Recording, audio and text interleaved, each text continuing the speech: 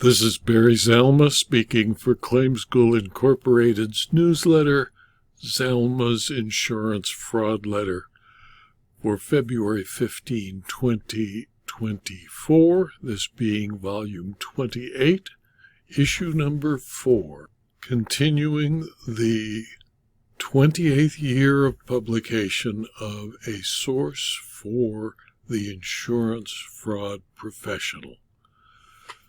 Zalma's Insurance Fraud Letter continues the publication dedicated to those involved in reducing the effect of insurance fraud. ZIFL is published 24 times a year by Claims School Incorporated and is written by me, Barry Zalma. It is provided free to anyone who visits the site and subscribes.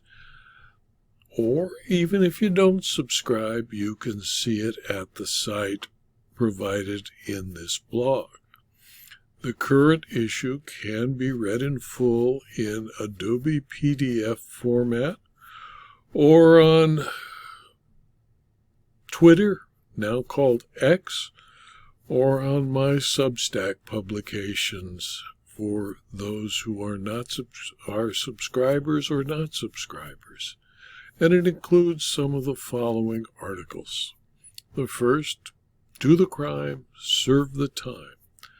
A case involving chutzpah, unmitigated gall, by a defendant who, after pleading guilty, tried to reduce his sentence by an appeal.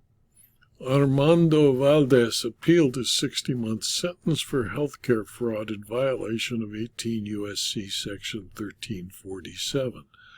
Valdez's conviction and sentence arose out of a scheme to submit millions of dollars in fraudulent medical claims to United Healthcare and Blue Cross Blue Shield for intravenous infusions of a drug called infliximab, an expensive immunosuppressive drug.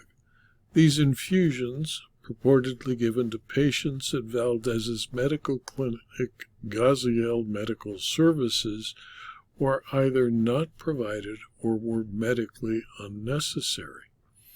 In United States of America versus Armando Valdez, a decision of the United States Court of Appeal for the 11th Circuit on December 19, 2023, found the court not convinced of his many arguments against the sentence imposed by the district court. You can read the full article, including the full newsletter, in Adobe PDF format at the link provided in the blog. Then there is more McClenny, Mosley and Associates issued, with the 24th installment of the saga of McClenny, Mosley and Associates and its problems with the federal courts in the state of Louisiana and Texas, and what appears to be an effort to profit for what some magistrate and district judges indicate may be criminal conduct, to profit from insurance claims relating to hurricane damage to the public of the state of Louisiana. You can read the full article at the blog posting.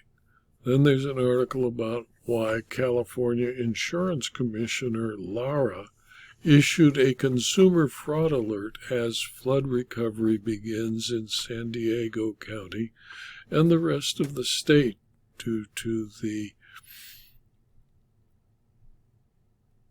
liquid river of rain coming to California. Following the recent flooding in San Diego, which damaged and destroyed hundreds of homes, businesses, and vehicles, Insurance Commissioner Ricardo Lara put the Department of Insurance on alert for potential fraud and illegal actions targeting fraud victims. The department has received reports from San Diego consumers of public adjusters approaching them immediately after the recent floods.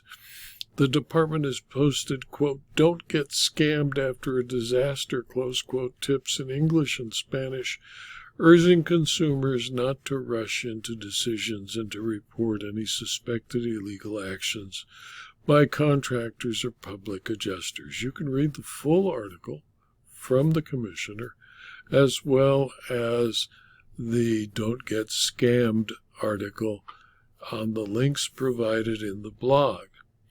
Then there are health insurance fraud convictions, where the first refers to Sheona Mizell, 52, of Paragould, Arkansas, in Pulaski County. Circuit Court on January 23, 2024, where Mizell pleaded guilty to Medicaid fraud, a Class A misdemeanor. Mizell was a personal care aide who billed Medicaid for several months of care that she did not provide. She was sentenced to 1 year of probation, a $200 fine, and payment of $3,331.38 in restitution. You can read about Ms. Mizell's conviction and dozens more health insurance fraud convictions on the PDF format of Zalma's insurance fraud letter in the link provided. Then there's arson and restitution, an article about why a convicted arsonist was required to pay restitution to his victims. A fire at a residential property destroyed several structures and made nearly all of the owner's personal property unsalvageable. M.W. pleaded guilty to first-degree reckless burning for his role in starting the fire. The trial court ordered M.W. to pay $1 million in restitution in a case called State of Washington versus M.W., a January 29, 2024 decision of the Court of Appeals of the State of Washington, where at the time of his crime, minor is now required as an adult to pay full restitution. You can read the full article in Adobe PDF format at the link provided. Next, we describe a new book now available from Barry Zalma, me, called Property Investigation Checklists, Uncovering Insurance Fraud, 14th edition, published by Thomson Reuters, which provides guidance and practical information on the 4 primary areas of any investigation of suspicious claims. The book is available at the Insurance Claims Library and from Thomson Reuters, both as a paperback and as an electronic book, and at the links provided in the blog.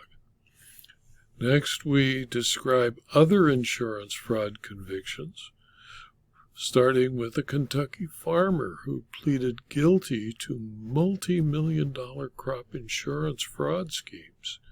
David Mannion, a farmer from Simpson County, Kentucky, confessed to orchestrating a fraudulent scheme that defrauded the federal government's crop insurance program out of millions of dollars. This marks Mannion's second conviction related to crop insurance fraud within 10 years, highlighting a recurring pattern of deceitful activities aimed at exploiting agricultural support programs. Mannion's admission of guilt came after charges filed in November accusing him of making false statements on crop insurance applications from 2016 to 2022. This fraudulent activity resulted in a staggering $3.5 million to the federal crop insurance program, according to his plea agreement. The United States Department of Justice is seeking a prison sentence and restitution totaling $3.5 million from Mannion, alongside an additional $5,498,023 to settle other disputes. You can read the full article at the PDF attached to this blog post by clicking on the link and reading the entire Zalma's Insurance fraud letter. Next is an article called Insurance Fraud Attempt is Defeated, where a person we call the Hawaiian attempted fraud but was defeated by a thorough investigation of a fictionalized true crime story of insurance fraud from an expert who explains why insurance fraud is a heads-I-win, tails-you-lose situation for insurers, and describes the fake theft of non-existent jewelry and a Ferrari automobile on the island of Oahu. You can read the full article in Adobe PDF format at the link provided in the blog. This video was adapted from my blog, Zalma on Insurance, and from my newsletter, Zalma's Insurance Fraud Letter, that goes without charge to all clients of my firm, Barry Zalma Inc., and to anyone who wants to read it.